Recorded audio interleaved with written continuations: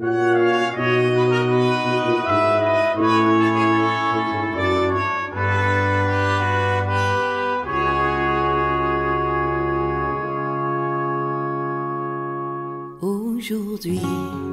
le roi des cieux, au milieu de la nuit, voulut naître... Alors mes amis, ce n'est pas parce que je vous ai fait faux bon à Noël que je vais vous faire faux bon en ce début d'année. Alors j'aimerais ça vous souhaiter une très bonne année et de vivre dans cette année les rencontres et les signes de la présence et de l'amour de Dieu dans votre vie, dans votre histoire, et d'être capable de la révéler aussi, de les révéler aux autres. En soi, le premier de l'an, ce n'est pas une fête religieuse, mais c'est toujours, comme chaque jour, un jour saint. Et pour le sanctifier, le Seigneur, dans les textes où la parole qui nous est donnée aujourd'hui, va nous parler de bénédiction.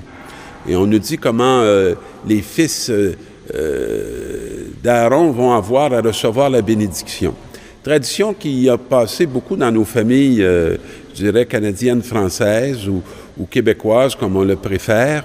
Mais je sais que chez nous, c'était une journée importante où on s'arrêtait, où on demandait à notre Père de nous faire sa bénédiction, ce qui l'impressionnait beaucoup. Et je me souviens, on le lui demandait encore vers la fin de ces jours où il était hospitalisé, et il était toujours très touché et très ému. Et même si ce n'était pas nécessairement ce qui était très facile ou de nature pour lui, jamais il nous l'a refusé.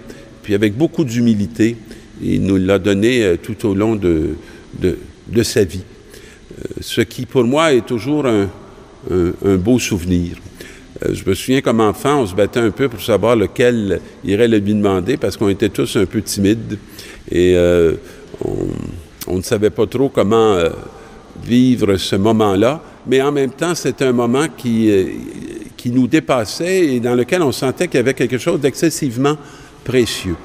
Alors, je souhaite que vous puissiez recevoir le signe de la bénédiction aujourd'hui et qu'en cette nouvelle année, que vous sachiez que Dieu veut dire du bien de vous tout au long de l'année et veut faire aussi le bien avec vous et à travers vous tout au long de cette année qui vient. Dans la liturgie, on va s'arrêter davantage à la figure de Marie et on va nous dire que le Fils de Dieu, qui est né d'une femme, lorsque le temps fut accompli, a été envoyé. Et c'est important qu'il soit né d'une femme pour nous dire que ce Fils qui vient, tout Dieu qu'il est, il va épouser notre humanité. Et que c'est notre humanité même qui va devenir présence de bénédiction, puisqu'en épousant notre humanité, je dirais, il adhère à chacun de nous. Il est dans notre corps, il est dans notre chair, il est dans notre esprit, dans notre souffle, il est aussi dans notre parole. Alors, l'Évangile nous dit ceci. Quand les bergers arrivent à Bethléem, ils découvrent Marie et Joseph avec le nouveau-né couché dans la mangeoire. Vous savez que la mangeoire, c'était le lieu où les animaux allaient se nourrir. Et que le signe qui nous est donné d'un enfant qui est dans une mangeoire, c'est déjà un signe eucharistique. C'est déjà le signe que la vocation de cet enfant-là va être d'être un pain de vie. Et d'ailleurs, il naît à Bethléem, qui veut dire maison du pain. Alors, il y a tous des signes très discrets qui, à travers ce texte théologique, vont nous orienter vers, je dirais, l'être profond de Jésus-Christ, le mystère même de Dieu. Un Dieu qui se fait pain. On ne trouve pas ça dans beaucoup de religions. On le trouve dans le nôtre.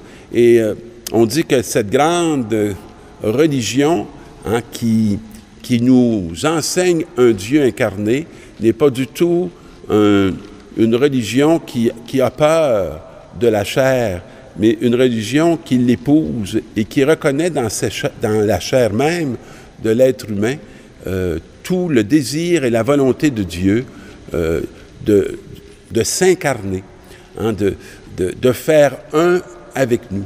Dieu n'est plus à l'extérieur, mais il est au plus profond de nous-mêmes, au plus intime de nous-mêmes. Et dans l'Évangile, on continue en disant, après avoir vu ce signe, les bergers se mirent à raconter tout ce qu'ils avaient entendu au sujet de l'enfant. Chaque dimanche, ici à la paroisse, on a des jeunes, justement, des enfants qui viennent pour le service de l'autel. Et il y a quelques années, il y en avait un peu moins, mais avec l'arrivée de mes jeunes collègues, mes vicaires, qui sont de 30 ans plus jeunes que moi, ils ont fait signe à des jeunes qui en ont fait signe à d'autres. Et je les vois autour de l'autel. Et je sais qu'on leur a raconté toutes sortes de choses au niveau de Jésus. Certains en connaissaient très peu. Mais mes vicaires s'appliquent bien à leur faire découvrir au fur et à mesure un peu du mystère de Dieu.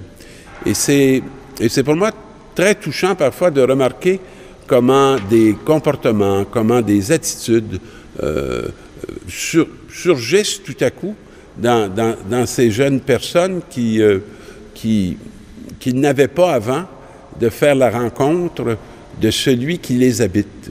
Et c'est, je dirais, très émouvant de voir l'action de Dieu aider ces jeunes à faire une nouvelle expérience de qui ils sont appelés à devenir.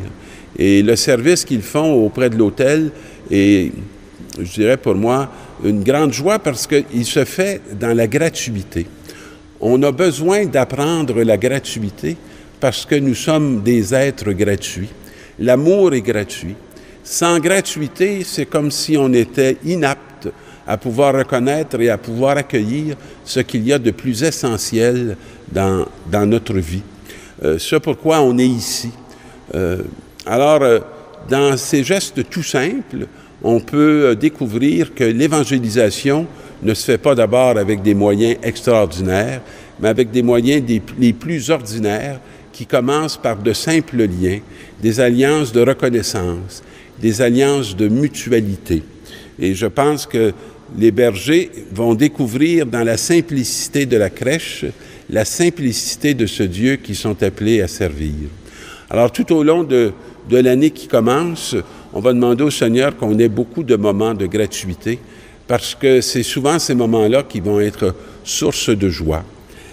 L'Eucharistie qui nous est proposée chaque jour, qui nous apprend à rendre grâce, qui nous apprend à dire merci, c'est un autre moyen d'entrer dans ce qui est gratuit, parce que ne pas savoir dire merci, ne pas reconnaître la grandeur de ce qui nous est offert, de ce qui nous est donné, c'est de tout vivre comme un dû. Et croire que tout nous est dû, c'est entrer dans une réalité qui est triste, une réalité qui n'est pas à la mesure du réel, je dirais, et une réalité qui ne mène qu'à l'échec, qu'à la rupture, qu'à la coupure. Alors, je vous souhaite cette année d'avoir la joie des rencontres chaleureuses, des rencontres joyeuses, des rencontres gratuites qui vous reconnaissent dans ce que vous êtes et qui vous appellent à établir une mutualité pour que votre année au complet soit une bénédiction. Et moi, en ce début d'année, pour tous ceux qui n'auront pas la chance de rencontrer quelqu'un qui pourra le faire, je vous bénis au nom du Père et du Fils et du Saint-Esprit. Bonne année. Aujourd'hui, le roi des cieux, au milieu de la nuit, voulut naître chez nous de la Vierge Marie pour sauver le genre humain, l'arracher au péché, ramener au Seigneur ses enfants égarés. Noël, Noël, Noël, Noël, Jésus est né, chantons Noël.